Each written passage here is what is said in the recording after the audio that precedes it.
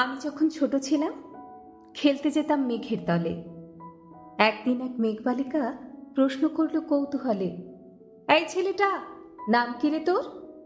আমি বললাম, ফুসমন্তর।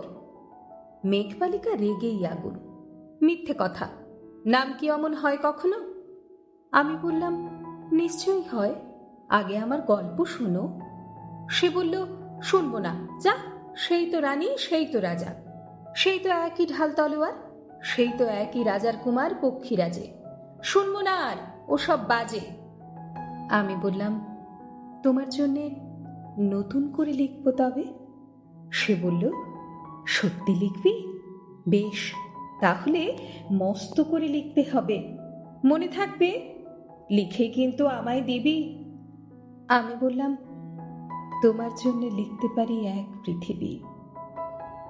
লিখতে লিখতে লেখা যখন সবে মাত্র 2-4 পাতা, হঠাৎ তখন ভূত চাপলো আমার মাথায়।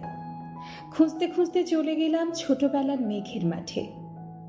গিয়ে দেখি চেনা মুক্ত একটিও নেই এ তল্লাটে।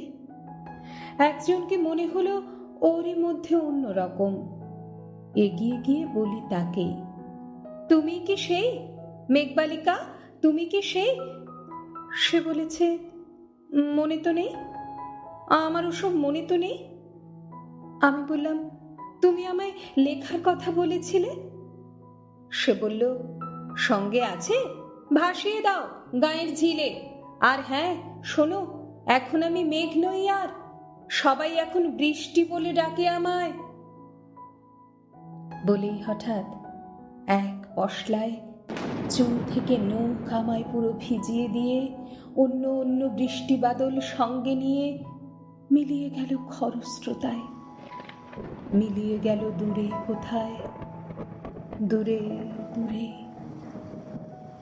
বৃষ্টি বলে ডাকে আমায়, বৃষ্টি বলে ডাকে আমায়। আপন মনে বলতে বলতে আমি কেবল বসে রইলাম ভিজে একসা কাপড় জামায়, গাছের তলায় বসে রইলাম। বৃষ্টি নাকি মেঘের জন্য। এমন সময় অন্য একটি বৃষ্টি আমায় চিনতে পেরে বলল, তাতে মন খারাপের কি হয়েছে? যাও, ফিরে যাও, লেখো আবার। এখন পুরো বর্ষা চলছে, তাই আমরা সবাই এখন নানান দেশে ভীষণ ব্যস্ত। তুমিও যাও, মন দাও গে তোমার কাজে। বর্ষা থেকে ফিরে আমরা নিজেই যাব তোমার কাছে। এক পৃথিবী লিখবো আমি, এক পৃথিবী লিখবো বলে ঘর ছেড়ে সেই বেরিয়ে গেলাম। ঘর ছেড়ে সেই ঘর বাঁধলাম গহন বনে, সঙ্গে শুধু কাগজ কলম। একাই থাকবো, একাই দুটো ফুটিয়ে খাবো, 2-1 মুঠো ধুলো বালি যখন যারা আসবে মনে তাদের লিখব, লিখেই যাব। এক পৃথিবীর 100 রকম স্বপ্ন দেখার সাধ্য থাকবে যে রূপকথার, সে রূপকথা আমার একার। ঘাড় গুঁজে দিন লিখতে লিখতে, ঘাড় গুঁজে রাত লিখতে লিখতে, মুছেছে দিন, মুছেছে রাত। যখন আমার লেখবার হাত অসাড় হলো, মনে পড়ল সাল কি তারিখ, বছর কি মাস, সেসব হিসেব আর ধরিনি। লেখার দিকে তাকিয়ে দেখি এক পৃথিবী লিখব বলে একটা খাতাও শেষ করিনি। সঙ্গে সঙ্গে ঝমঝমিয়ে বৃষ্টি এলো খাতার উপর, আজীবনের লেখার উপর। বৃষ্টি এলো এই অরণ্যে। বাইরে তখন গাছের নিচে নাচছে ময়ূর আনন্দিত। এ গাছ ও গাছ উড়ছে পাখি, বলছে পাখি, এই অরণ্যে কবির জন্যে আমরা থাকি। বলছে ওরা, কবির জন্য আমরা কোথাও, আমরা কোথাও, আমরা কোথাও হার মানিনি।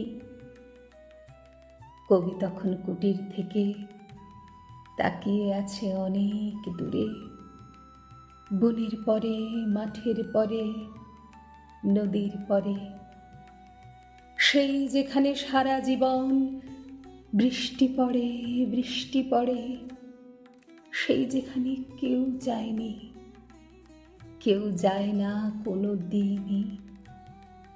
আজ সে কবি দেখতে পাচ্ছে সেই দেশে সেই ঝর্ণা তলায় এদিক ওদিক ছুটে বেড়ায় সোনায় মোড়া মেঘ হরিণী, কিশোর বেলার সেই হরিণী, কিশোর বেলার সেই হরিণী।